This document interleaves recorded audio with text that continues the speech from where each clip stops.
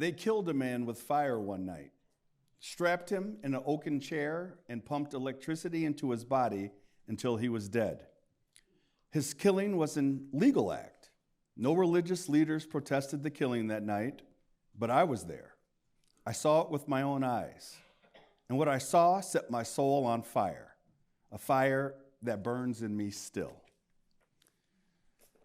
Welcome, my name is Derek Mosley. I'm the director of Marquette University Law School's Lubar Center for Public Policy Research and Civic Education. I am joined by my colleague, Mary Trigiano, the director of the Andrews Center for Restorative Justice. And it's my pleasure to welcome you all here to our On the Issues program. And that quote that I relayed is from our guest here today. Our guest is the founder of the Ministry Against the Death Penalty, the leading American advocate against the abolition, or for the abolition of the death penalty, has written 3 books, one of which, Dead Man Walking, was made into an Oscar award-winning film and recently an opera. She established Survive, an organization which helps the families of victims of violent crimes and murder. And she's won numerous awards and accolades, including 3 nominations for the Nobel Peace Prize. It is my pleasure to introduce to you Sister Helen Prejean. Thank you.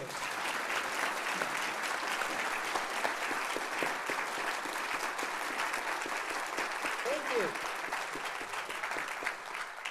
Well, we want to make every minute count. I'm glad to be with you. I'm going to bring you to some deep places, and I'm going to share some experiences with you that I know you're never going to be able to have directly. But I'm one of the people that plunged right into the heart of the death penalty. I've accompanied 7 people to execution. And I think I've spoken in every city, every major city, to the people. It's all about the people and us understanding about the most basic of all human rights, as it's stated in the Universal Declaration of Human Rights, Article 3. Simply by being a person, we have an inalienable right to life.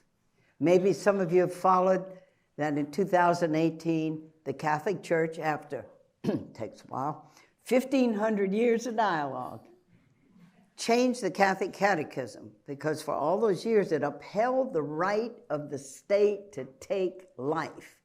And that's where we are in the United States. We are still upholding that right of the state, of the government, to decide that certain criminals should die. The criteria given in the Gregg decision in '76 was, we'll only pick out the worst of the worst, not your ordinary murderers now, not your garden variety murders now, but decide out of all the murders who are the worst of the worst, and that we can kill them, and that it will be legal, and often backed up with religion. And the crucifix of Jesus executed is often used as a justification. Well, they did the crime. They're going to pay for their crime. Jesus was crucified for our sins, a substitutive victim, took our place. But that's what God wants. That's God's justice. And look at the terrible crimes these people do. So what does justice mean? And if you've ever been in a death penalty proceeding where you have the prosecutor wrapping it up to the jury, these 12 human beings about to go behind those closed doors and decide whether their fellow human being lives or dies, they always are going to frame it around, look at that family sitting over there. Their daughter will never graduate from college. They will never see their grandchildren. Do justice for this family. And justice only means one thing: vote for death. He killed, he deserves to die. And these regular human being citizens like us then are invested with that responsibility. Decide if your fellow human being sitting there lives or dies. It's a burden that nobody really seems to be able to handle really well. And it's because I think we're in over our heads trying to make these decisions. But let me take you there. Don't expect you to agree with me. And probably I'm going to make I bet you a dime to a dollar, if we could do a little bit, that plenty of us, and myself included, have ambivalent feelings about the death penalty. Because we go, but look what they did. As one victim's family put it, even if he gets a life sentence, he can call his mama on his birthday, and my daughter's buried forever, and that's not fair. He's alive. She's dead. That's not fair. So we're going to do the approximate justice for her. And they frame it around that we're going to do it for the victims' families. And you still have these arguments coming in. We're going to go there together. Just start thinking. The average wait from a sentence of death to an execution is 17 years. And families, their grief public, the media at their door every time there's a change in the status of the case, are promised, well, look, what we're going to give you is you're going to get to sit on the front row and you're going to get to watch as we kill the one who killed your loved one, and you get to witness that, and that's going to help. And they use different words: closure, peace. That's going to be soul healing for you. Just start thinking about that. So let me tell you a little bit about what am I doing involved with all this. I mean, when Tim Robbins was writing the script for the movie of Dead Man Walking, he kept saying that none is in over her head. I'm still in over my head because this is a really big issue. And the whole thing is, I've accompanied 7 human beings to execution. I've been close up in the process, and I've learned about it. Dead Man Walking, I didn't know anything about the criminal justice system, and many of us don't, because we law-abiding citizens. We don't have people on death row, for God's sake, or we might not even have anybody in our family incarcerated. So what do we know about it? I didn't know anything about it. And I'm going to tell you that sneaky Jesus story, how I got involved. But Dead Man Walking is the first book to take you there. By the time you get to the second book, The Death of Innocence, it's about accompanying 2 people who were innocent, and they killed them anyway, and how the courts work. Because we think, well, we got a justice system. If mistakes are made at the trial and justice wasn't done, we got the appeals court. Some people say too many appeals. Let's get on with it. Get on with justice. But when you get involved with real people, and one important fact, it's always people who are poor. And the reason you're never going to have a rich person go to the death row, not that they won't do dastardly crimes, but they're going to get a crackerjack of a lawyer to do pretrial motions, and the prosecutors will think 100 times before they take them on and go public and try to go for death for them, because they're afraid they might not win. See, it's supposed to be an adversarial system of coming to truth. Prosecution presents, defense presents. But often those 2 things are not adversarial at all. Because so much power in that same Gregg decision that said our criteria was the worst of the worst, invested the tremendous discretionary power in the hands of prosecutors to go for death or not. Whenever you have a death sentence, you have an individual decision by a prosecutor that we're going to go all the way for death. And you can see the pockets now where those prosecutors that go for death still exist. It's all in ex-slave states, in Texas, in Georgia, in Alabama, in Louisiana, in states where we had former slaves. Virginia, how did this happen in Virginia, I don't know. Well, I kind of do know. It was a lot of work of citizens to educate the people. First ex-slave state to do away with the death penalty. So Wisconsin, I mean, y'all are known for your cheese. I mean, they had this great thing in the airport. You've had to wait a long time, but it's worth it. I mean, you concentrate on life stuff. I'm not saying cheese is all there is to life, but it's all life stuff. And you're not a death penalty state. So I get happy just when my plane landed here, knowing I'm in an anti-death penalty. So let's till the soil and get into the issue. So what happened to me? How did I get in over my head? The Annunciation is a really big part of the Christian mystery for me. And we've so idealized that, oh yeah, Mary was invited by an angel to be the mother of God. Shoot, I'd respond to that invitation to have an angel come to me. I mean, shoot, who wouldn't respond to an angel? And as Pope Francis, he constantly is teaching this to us, how we discern when God calls us to something. And for me, I look at that Annunciation, and my whole ministry has been based on, if I get an invitation, I come. I got an invitation, so here I am. I hardly ever initiate going to a place.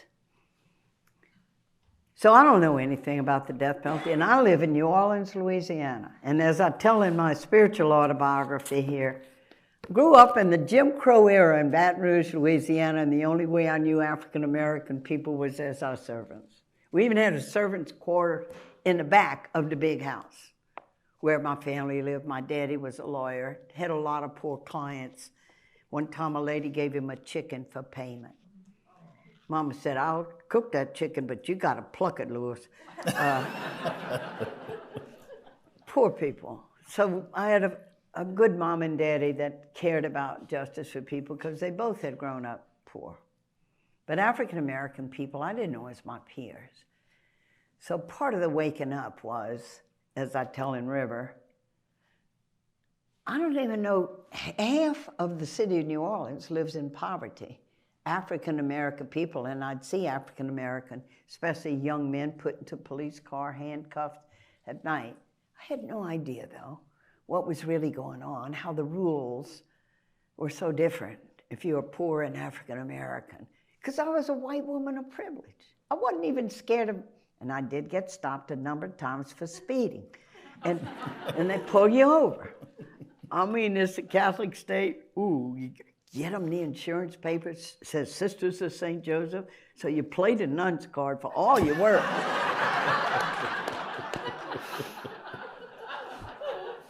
I'll never forget these two little rookie policemen that had pulled me aside for speeding, okay, and I could hear them in the back having a deep theological discussion, and one saying to the other, Mac, we can't give a ticket, we go straight to hell. So I let them have their little theological discussion, you know, and then I showed them the insurance papers and went, thank you, Jesus. And black people driving while black, a real thing in New Orleans, really scared young black men. It's not to say all policemen are bad, that all policemen are racist, but you get patterns in society where racism, once you are a former slave state and you're coming out of that legacy, that black people are bad, that black people are dangerous, that black people will kill you just as soon as looking at you, and you begin to understand, or at least because you're white and privileged and have never experienced that, you cut slack to look, now what's behind this? So anyway, I moved into the inner city of New Orleans and began to live among African-American people as my neighbors. And I learned about the other America. Everything was different. How the police treated people.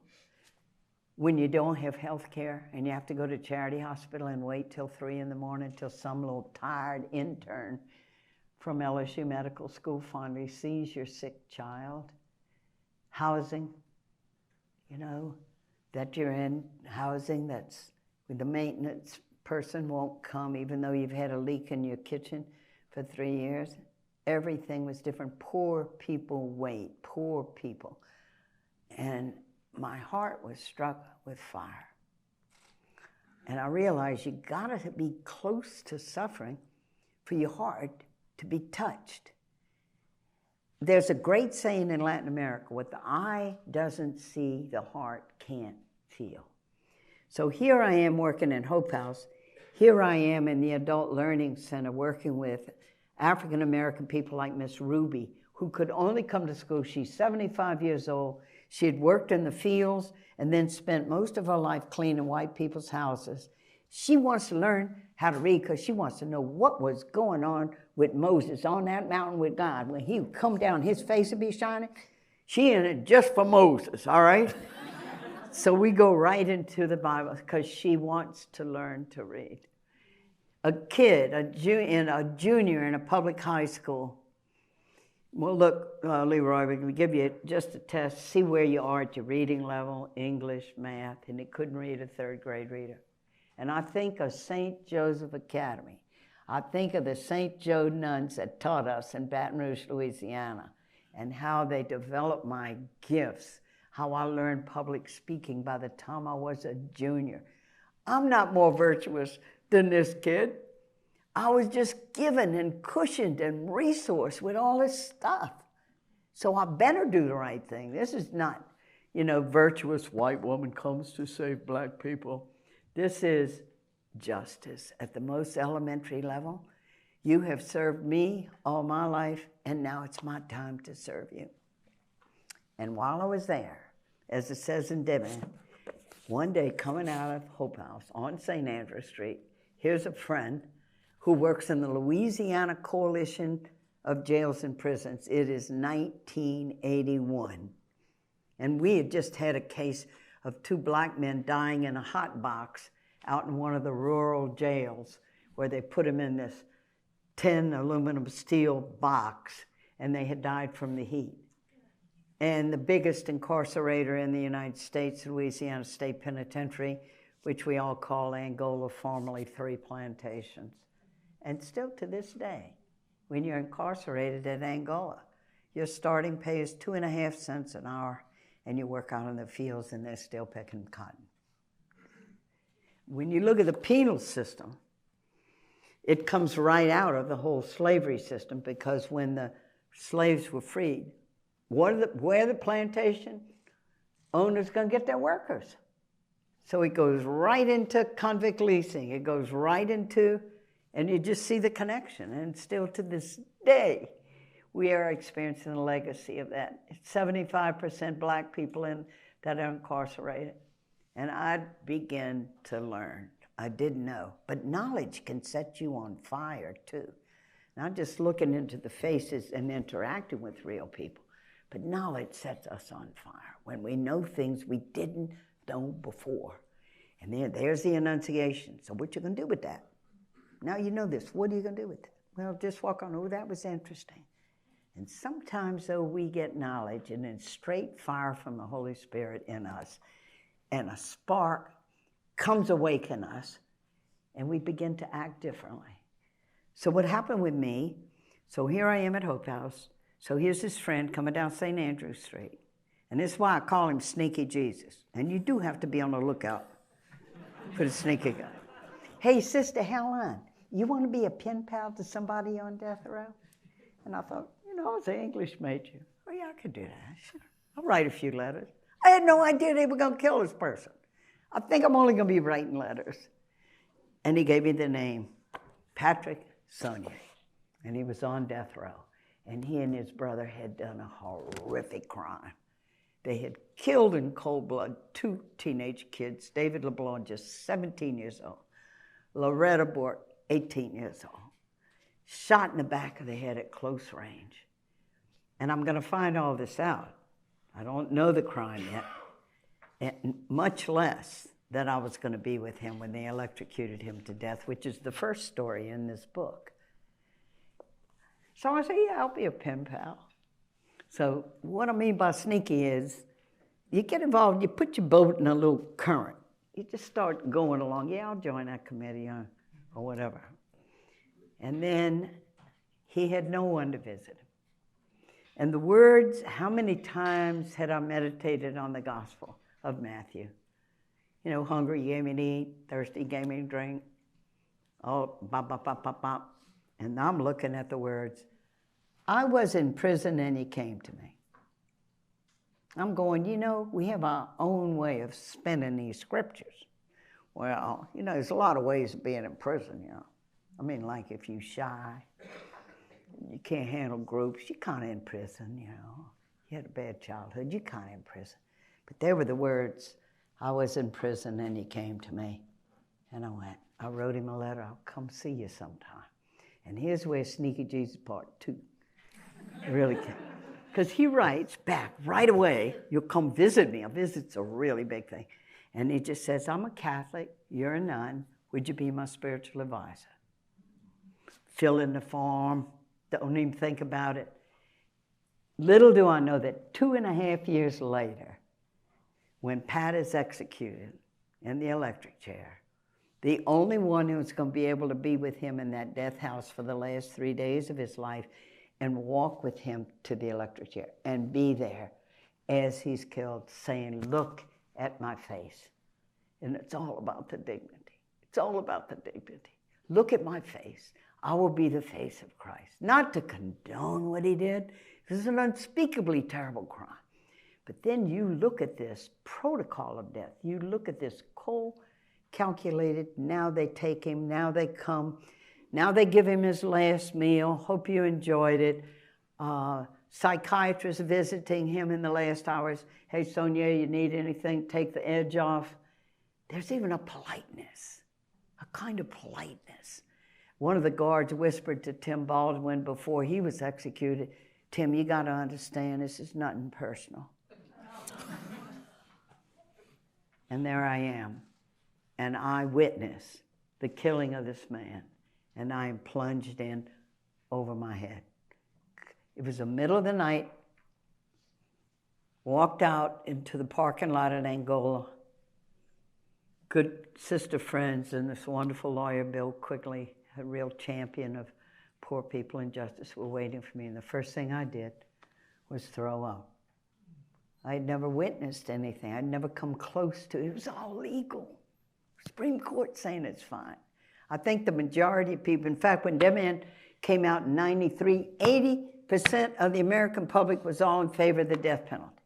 And so we come to Thurgood Marshall, first African-American on the Supreme Court, who said, the American people say they support the death penalty, but they don't know anything about it. Bring them close, educate them, and they're not going to support the death penalty. And so from that parking lot, throwing up at Angola State Prison brings me here to you today, because I have a chance to bring you into the story and bring you into the issues around it and ask you as citizens to embrace the deepest universal human right there is, that we should not be killing each other, that we can't put the government in charge. Dialogue with the Catholic Church. Same thing. The way we change as a society is we talk to each other. We share experiences. Let me take you there. Let me tell you what happened to me. That's the stuff that really changes us.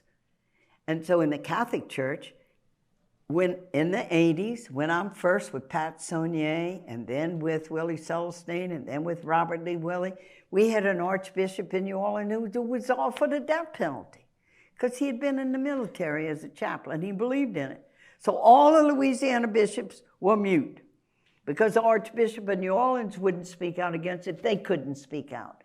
And for a long, long time, the leadership of our church has been silent on this issue and not active. And even today, I think if you go into a parish church for Sunday Mass, you're not going to hear these deep universal human rights because they're controversial.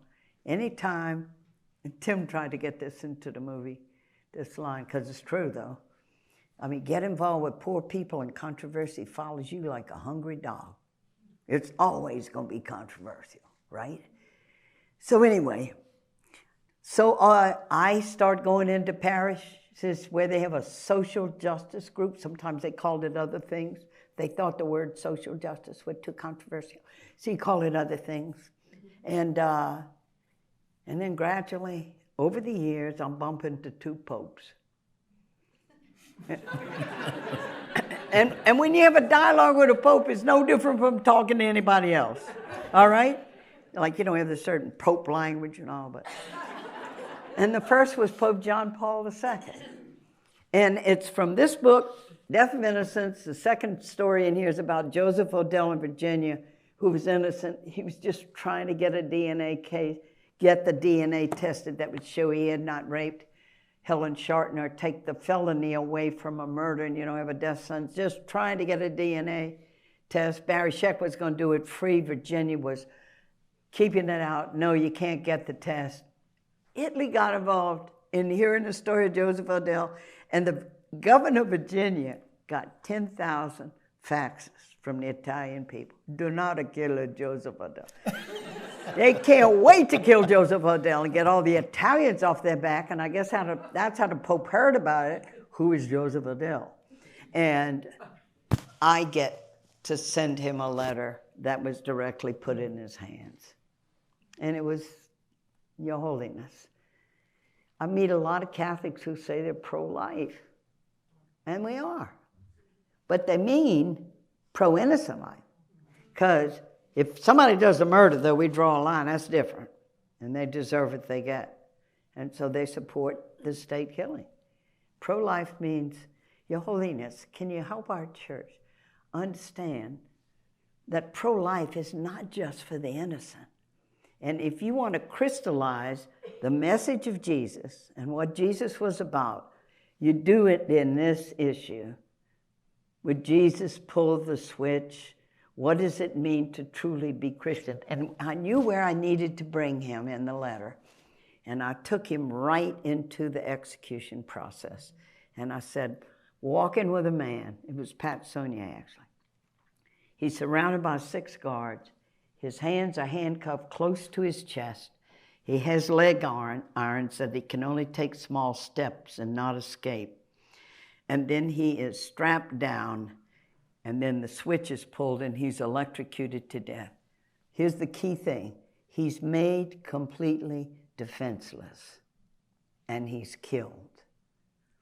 Maybe that's why in the Geneva Conventions for Prisoners of War, it's against the Geneva rules of compassion and humanness that you don't tie a prisoner's hands behind his back and take him out and shoot him. It's the defenselessness. And then the deliberately being killed. And I said to him, Your Holiness, where is the dignity in this kind of death? And I said, can you please help the church? Now, and he had written a good encyclical. He had written Evangelium Vitae. And I thought he was going to do it. I'm pulling for him. Come on, Pope, and I'm reading it. And he took the death penalty, pushed it right to the edge, and said the death penalty should be rare, if not non-existent.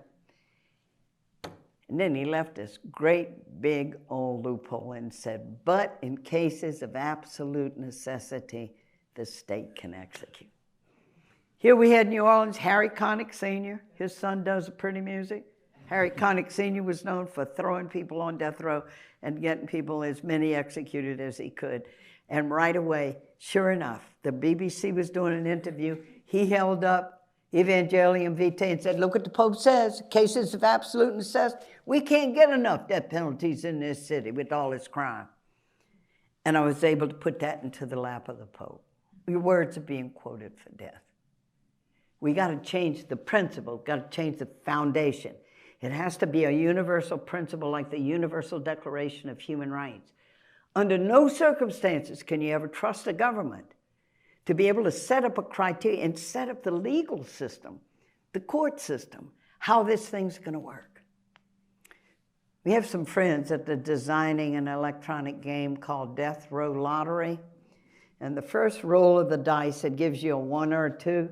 The starting point always is, are you rich or not? So if you get a 2, which means you're not rich, then so what kind of lawyer? I didn't know the importance of lawyers, so that's why I'm so glad to be here at Marquette Law School. The importance of the lawyer. See, Pat, his defense lawyer was so cowed by everybody else in the courtroom who couldn't wait for the death of this man. And if they don't raise a formal objection, like in Dobie's case, to an all-white jury seated, if you don't raise a formal objection, it's not going to be able to be admitted for appeals. So you walk out of that courtroom and you've been found guilty and sentenced to death, you're on the track.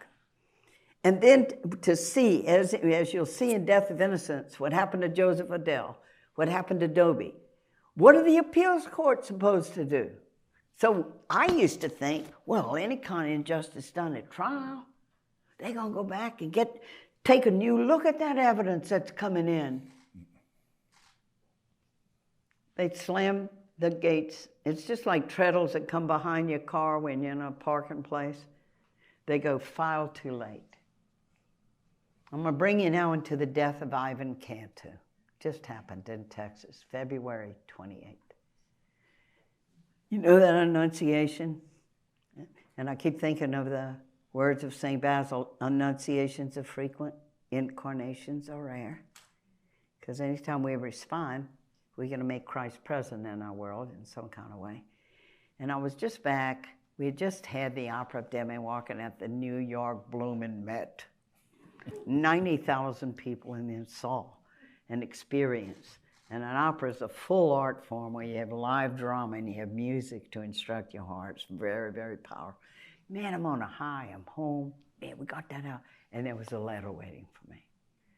Dear Sister Helen, we met earlier when you visited death row in Texas. If Texas executes me on February the 28th, will you be with me? Will you hold my hand? And will you pray with me as they kill me? Now, I have 1,000 reasons of why I can say I'm too busy and I can't do this. But there it was, a man asking me to be there with him. What a sacred moment. So my heart responded pretty quickly, actually, to say yes, but what I really knew was to say yes, to be with him when Texas kills him. And Texas is 1/3 of all U.S. executions. Over 500 people have been dispatched by death in Texas, that there was a good chance that they were going to kill him. But I couldn't be with him as a passive person who comes in, well, now we bring in the spiritual advisor. Oh, well, they will give, moral consolation to the person being killed. I would have to resist his death with every power in me. And it would mean organizing, and it would mean calling up people, and it would mean to start getting the word out to the people, because all kind of new evidence was coming in about Ivan's case, that the 2 state key witnesses against him had lied, how the prosecution had participated in the telling of lies and hiding essential evidence. And it's just the same thing as in death of innocence. How do you get the word out in time to save a man's life? That truly he was innocent. And of course, he's with the Texas Criminal Court of Appeals. What do?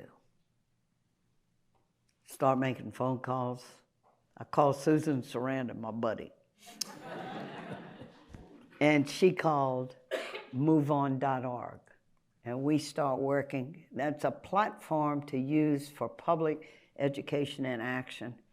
And started getting the word out. Called Kim Kardashian.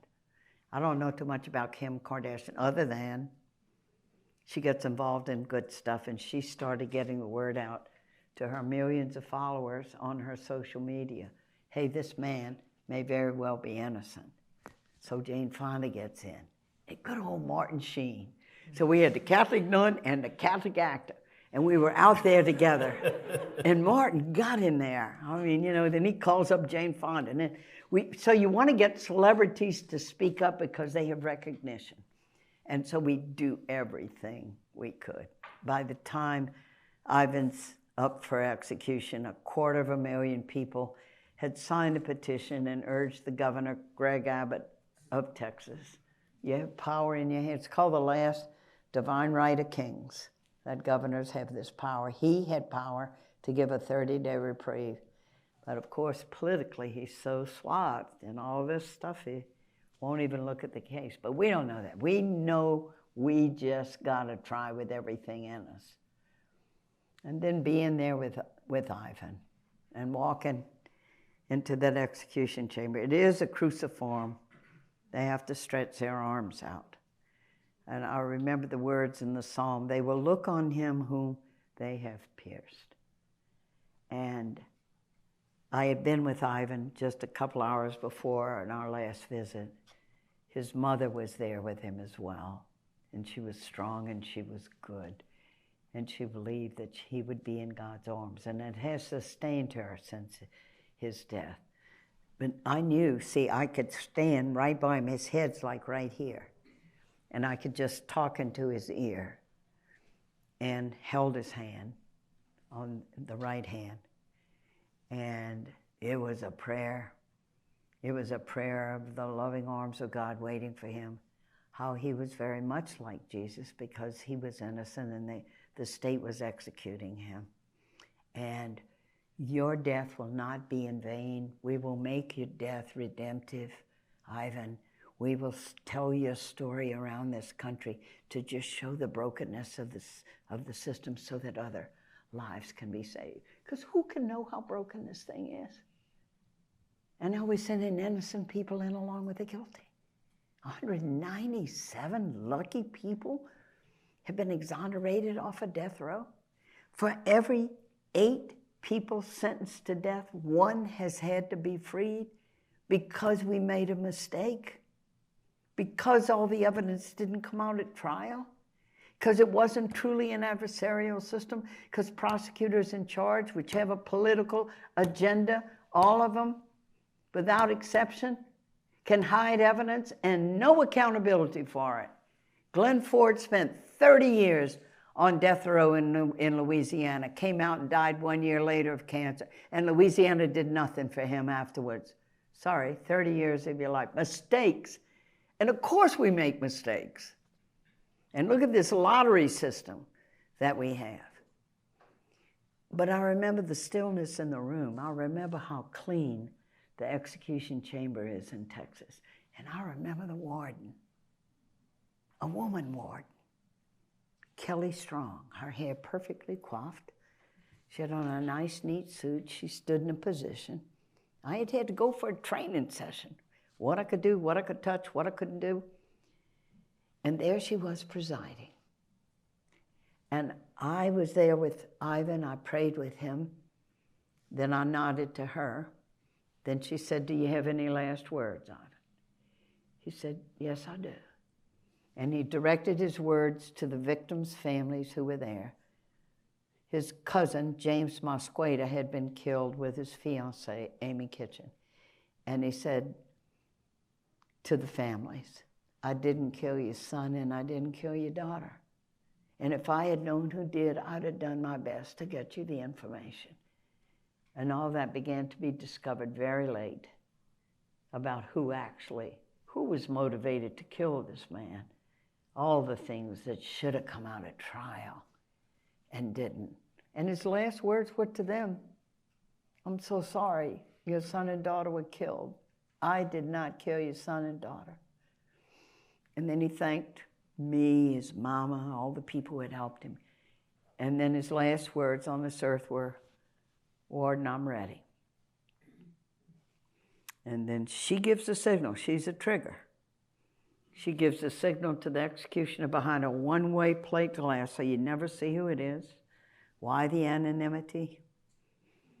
And then when they pumped the poison into his veins, he died pretty quickly. He took like 7 deep breaths, and then his mouth opened. And I knew he was gone. And then I began to pray to him, "Ivan, we will be telling your story." And people say to me, "Why are you not devastated? You've been through 7 deaths of people. You see this thing's broken." And you know why I'm not devastated? It's because I left with Ivan's fire. When we start looking at how God's Spirit works in us, I promised him that his story will be out there. I'm writing another book. He's going to be the first story in it, and he's part of every talk I give around this country.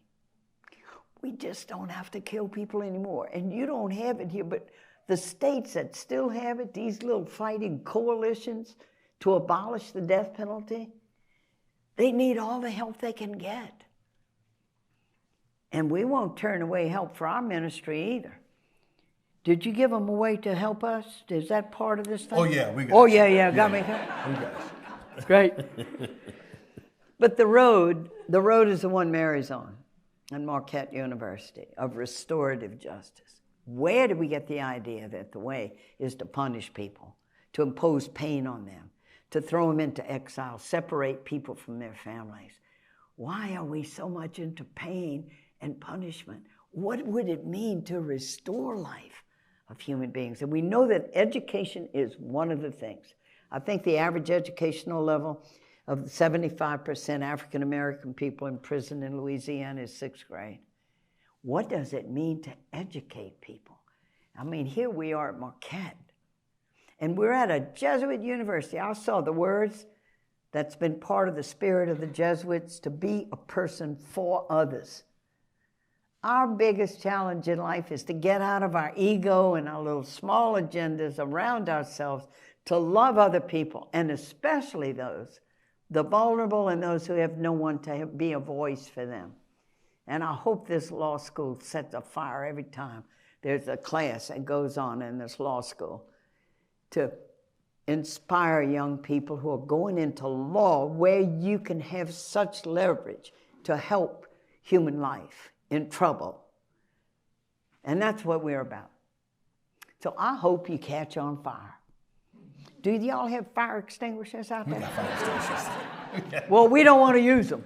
We want you to leave on fire, and you trust God's Spirit in your heart. You trust the good people you know and talk to see what you're called to in terms of universal human rights. No government's killing people. And then look at the penal system and find out what Mary and Marquette is doing in restorative justice. That's going to be our path. We restore life. We don't punish life and dehumanize. Now, of course, we have to keep our people safe. Of course, there are some people that do violence. The first job of a prison is classification of officers. Of the prisoners. And some people really are sociopaths. Their wiring screwed up in their brain. They like to kill and like to see the blood. Okay. What the warden at Louisiana State Penitentiary told me one time was, "Sister, you know who makes our best trustees here at the prison? It's people in here for murder." They didn't know they were going to murder somebody that morning when they got up. And they murdered somebody.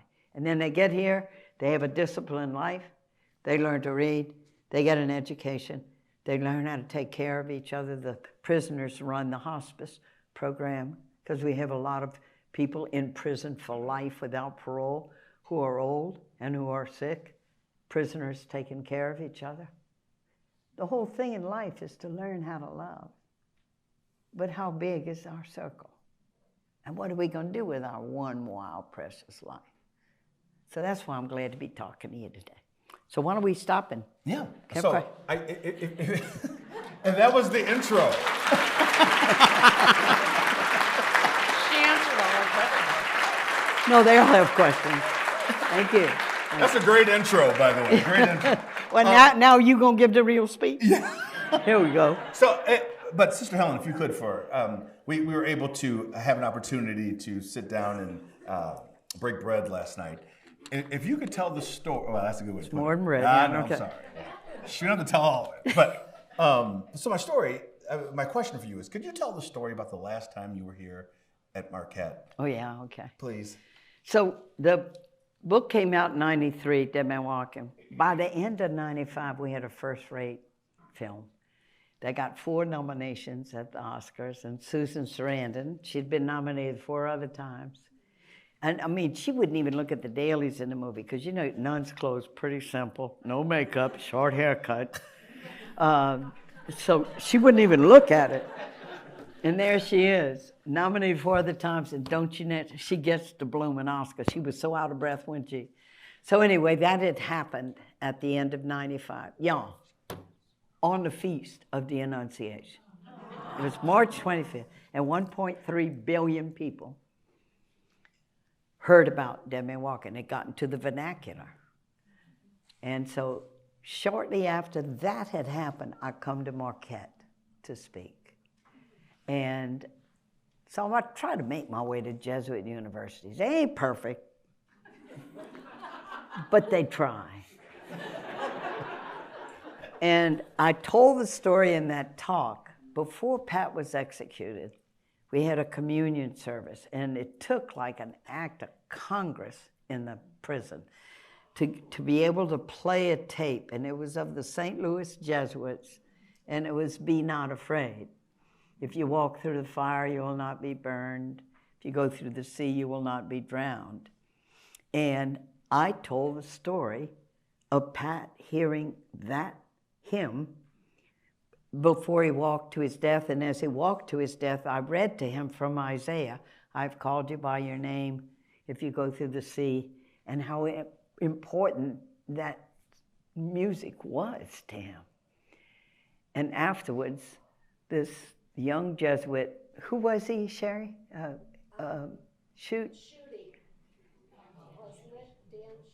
Dan Schutte. Anyway, he was in the audience, and he came up to me and bawling like a baby that his song, his hymn, had been that man's hymn. And it was so neat that he was there, and it's the only connection I've ever had with him about his music and how it played a part of redemption for this man. Thank you for sharing. Yeah. Thank you for sharing. Okay, other questions? Any questions for Sister Helen? Or comments? Two-way. Come on. Actually, there's one closer if you want to. Sorry, I missed that one. Who is it? No. Thank you.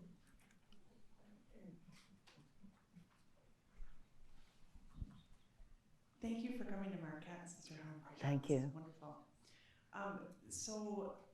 Today you talked about how your father was an attorney and how him and your mom helped a lot of poor people. And I'm a mom of 3 kids, and I have to believe... It's great, we got a kid, y'all. I have to believe that their influence on you helped to sort of set your journey in place. And I wonder if that's true, and if you have any advice to parents and how to, encourage parents to, have their kids be on that type of a journey.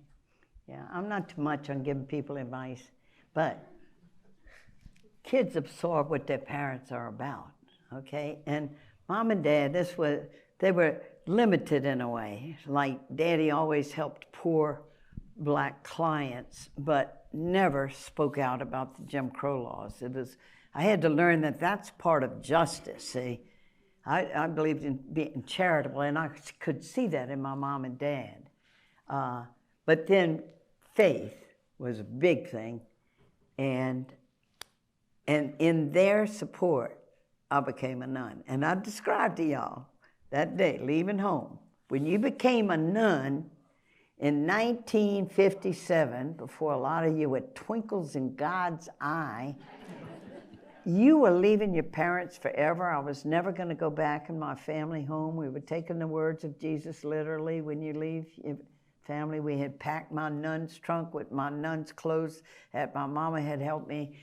And I could have made it, I think, without all the tears, but then Mama has to go and say, "Did you say goodbye to Billy Boy?" He was our parakeet. He's a Catholic parakeet. He knew half the Hail Mary, and Billy Boy and I were tight, and I'm leaving my bird. And with that, I burst into tears, got in the back seat. We cried all the way to New Orleans, saying the rosary, trying to say the rosary and crying and depositing me with the Sisters of St. Joseph. And then the adventure began in faith. Entering religious life before Vatican II, where I thought I would never make another decision in my life. I'd be dressed like a widow of the 17th century, which the habit was. A lot of sweating in July in New Orleans, and embarked on my new life. And then Vatican II happened. Because I thought all I had to do was just be obedient to the superiors. And it's the way our Catholic Church for a long time kind of operated. The parish priest said something from the pulpit and good Catholics obeyed, right? Then Vatican II comes. It's not like we're not called to be obedient. Of course we are.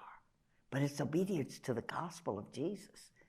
And next thing you know, we're opening up the scriptures, because before only the Protestants read the Bible. We quoted the catechism. Boom, and all that changed. And boy, nobody took that bit in their teeth of Vatican II like nuns. And boy, we charge. And that's what brings me here, because you could discern. Now, always with community. I cannot make it without my community. They are a wonderful group of women. And that's one of the things religious life gives you as a woman. Gives you freedom to do work you want to do. Gives you a community in which to be immersed in a deep spiritual life. Because the definition of spirituality is how we live our faith. How do you translate these dogmas into a living faith? And been riding that wave ever since. So parents, there's so much that goes into parenting, especially these days. But when you're steeped in love and in justice, and your kids are going to watch what you do and what you say, and hopefully as they get older, what you read, and not just watch on social media, but reading. I didn't know the power of a book. I resisted writing a book because I thought it's kind of passive to be a book. Because I'm Cajun, I'm from Louisiana. We talk. Perhaps you noticed. But I thought a book has to just be there on the shelf. And what draws people to a book, I didn't know the power of a book, but Debbie walking. When you go inside a book and you open those pages, you're quiet, you're not debating with anybody, and you're taking it in. And you know the big part that can happen is your imagination is at work, and when I take you into that execution chamber, you're going to be there. It's really like meditation, and it can change your life because you're being brought close to a reality you'd have no way of accessing unless somebody takes you there. And a book is a powerful way to do it. Another question? Can I get one question? Yeah, go ahead. So we shared with her some of the questions last night that the restorative justice law students asked, so she's answered some of those. But I thought it was really sweet that many of them really wanted to ask you, where do you find your strength to keep going forward? And it's like not just a fire in your belly, but it's like a raging bonfire, right? Your strength, your sense of humor, right, is fabulous. But where do you find that, especially when you're sitting next to somebody on death row while they're being injected and dying? Where do you find that? Well, first, what I was getting from him. Imagine being told you have so many hours to live or this. How would we face that? Because we are imaginative creatures. We can live in anticipatory time. His strength came into me, and I recognized it as a strength. I mean, what does our spiritual life mean? And anybody who's been with hospice, anybody who's accompanied people to their death, where do you get your strength to do that as a hospice worker? And they're going to tell you, I get it from them. It's a mutuality that's established. What an honor and privilege for me. And so it's to be faithful. It's my favorite quote from Mother Teresa. You don't have to be successful, but you got to be faithful. And then I got this quote from Teilhard de Chardin on my prayer table. Trust above all in the slow work of God. And Martin Luther King said, when we are on the cause of right, there's integrity in what we do. Gandhi said that too. There's integrity in this. We are going to wake up in the United States and we're not going to have the death penalty one day because the people are good. And when the people realize the people are going to make the change, and I get to be a little part of that. So I'm coming away with energy from you. You're not depleting me. I'm going to be exhausted when I leave you. I can feel it in the room. You can see what's happening, the dynamic that's here. The Spirit of Jesus is here. The real Jesus that's always going to be on the side of the vulnerable. Mm-hmm. And so meditation's important, to just stop, shut up, be quiet, and I'll feed from the words of Scripture. I mean, our hearts can come alive the way we reflect on the words of Scripture and learn about the gospel stories and what was the context for which that happened, and where's that true today? And what Vatican II told us, read the signs of the times. What's going on? What part do we have in it? You know what takes our hope away? is when we stand on the side of the river, and now with these iPhones, we can have information in the whole world coming into us constantly. What's going on now with Iran and or whatever, the countries. If we do not act, hope is an active verb. And if we're just passive, and we're just getting in all the bad information, but we cannot act alone. We got to act in community, always with community. Lone Rangers just don't last long in this. It's too much against us. To join with a group of people, like-minded people that want to work for justice, get in good book clubs, devour books that can set you on fire, and then you're doing it with a group of people. That's what we do, and that's all in the spirit of Jesus, and it's all there in the Gospels. It's in the Acts, but how to translate that into fire in our lives? Annunciations are frequent. Incarnations are rare. What kind of incarnation of Christ are you going to be in the world? Somebody else. I was just curious, and it kind of goes off of your last comment, but how do you deal with the people who just so vehemently disagree with your position? How do you deal with the people where their arguments make you feel like they're saying that 2 + 2 is 27? Or how do you kind of deal with, I guess, not just the pain of the families who have lost people, but also the people who just feel that they are so right and you are so wrong to advocate against the death penalty? Well, I, of course, do meet people like this, especially in the beginning. I didn't have any cred with anybody. And I'm out there going to give a talk, and they'd shout me down. So you keep going. And you learn, and my daddy taught me this, you got to do clear thinking in your arguments. You can't just go on emotion, right? What's the argument? What's a persuasive argument? And a lot of times I had a man, I'll give you one example. It was in Louisville, it was in the public library, and we were having a conversation about the death penalty, and the first person up was a man filled with rage and anger. How can you be with those murderers? What about the victims? Don't you care? And he just spewed out all this. And I said to him, "Sir, you sound like you're in great pain. Has someone you loved been hurt? And go ahead, we're listening. Share with us about your pain." Because when people spew out at a deep emotional level like that, something's been going on inside of them. And you know you're not going to be able to win every argument in the world. And that when you go back, Prejean, you don't do a thing here. You listen to this person. And my editor, I had this great editor, you never would have heard of Dead Man Walking if it hadn't been for Jason Epstein. Only worked with good Jewish people up in New York. And said, "Helen," he looked at the first draft of the book and he said, "You're a good writer, but nobody's going to read this book.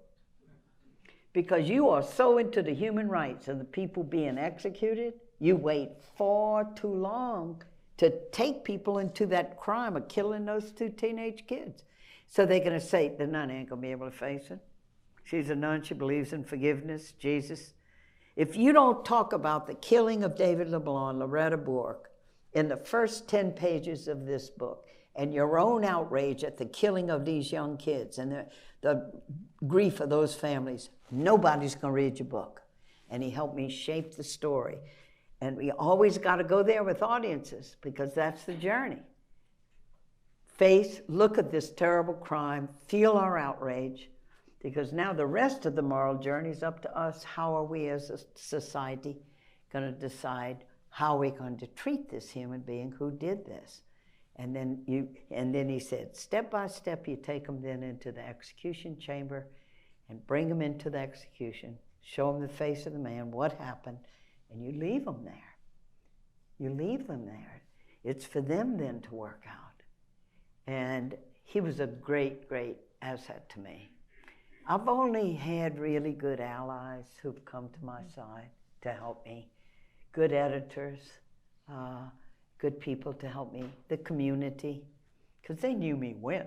You know what the motto, what the thing about me was in the community? I had all these harebrained screams, dreams and schemes about bringing Christ to the world, okay, like a boot camp for teenagers for Jesus. Somebody had given us a little land, so I bring it to the community. Y'all, we're going to have a boot camp for Jesus. And they go, Helen, well, is there water on the property? I mean, you got buildings? We had nothing. I said, well, we'll do that with the kids when we get there. You know, we'll build it on. So there, the sisters know me as there goes Helen with her feet firmly planted in midair.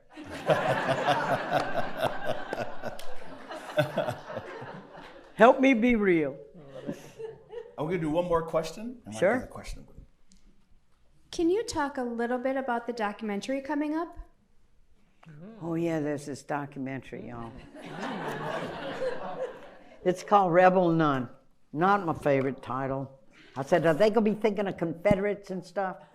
And but this is Universal Studios. Normally, a big studio like Universal waits for people who want to do films to approach them to do their pitch. But they approached us. They called us, and I talked to them for about a year. And then they enlisted Passion Pictures. It's Rebel Nun. And what they're really doing in this, it's more than about me. I'm like a prism through which you look to talk about the death penalty in the United States and what's the move to abolish it and where we still have to go, kind of using my life. Because I've been with the movement ever since, 30-something years. Yes, Derek. He's on the mic. Yeah. He forgot it's still on. Derek forgot his mic's on. Okay. So anyway, it's coming out. It's going to premiere at the Tribeca Film Festival in New York in June 5th to the whatever. I think we're on the 6th. I mean, the sisters of St. Joseph, what we learned in our maxims is, you know, that you stay hidden and you do the work. And all this, like, publicity stuff, it takes some getting used to. And be very clear that I'm just a prism, and through me, people can come into the issue for themselves.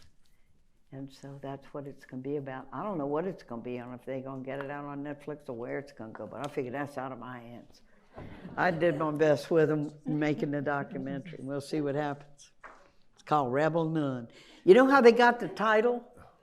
They do these things with their marketing people where people do hits to see. So they tried Revolutionary Nun. They tried Nun on Fire. And Rebel Nun is what, boy, that just got the hits. And they said, all we want to do is get them in. Just get them in to watch it. And then the rest will be up to them. Wonderful. Everybody, I have a surprise for Sister Helen. Sunday is Sister Helen's birthday. So Rebel Nun. Fire! And we gotta sing. Oh, look at that. If we all could sing happy birthday to Sister Helen, Don't please. blow that fire out. Look, it's None fire. on fire, right? Fire. Here we go. Ready? Happy birthday to you. Happy birthday to you. Happy birthday, Sister Helen. Happy birthday to you. Amen. May the dear Lord bless you. Y'all, I'm going to be 85 and kicking. Yay. Thank you. So a couple of announcements. The first announcement, I'm going to ask them if they could drop the screen for me. Everybody here who's in the room has a book. The book was provided by Sister Helen. By the ministry. But we're dropping down. If those of you feel obligated or want to help this cause, you can please donate to the Ministry Against the Death Penalty. We're going to have the information there. We'll also send it out on the emails when you register. Thank you. I would also like to thank a number of people real quick. I want to thank, first and foremost, I want to thank Hillary DeBlois. She's been the one who's answered all the emails and everything else. Next, I want to thank Sherry Power. Sherry's in the front row here. Sherry has been my contact with Sister Helen to get her here today. Little understatement. We have a Marquette Law School student, Ben, who's in the room as well. And Ben was the one who came to me and said, hey, I think my mom's friend knows Sister Helen. Would you like her to come to the law school? I don't think you could get it out before I could say yes. So thank you, Ben. Thank you, Ben.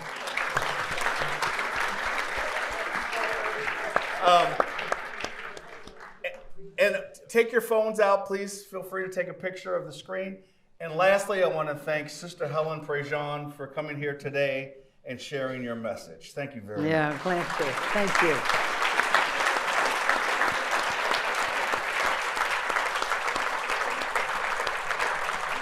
Thank you. Oh, yeah, standing on. Thank you.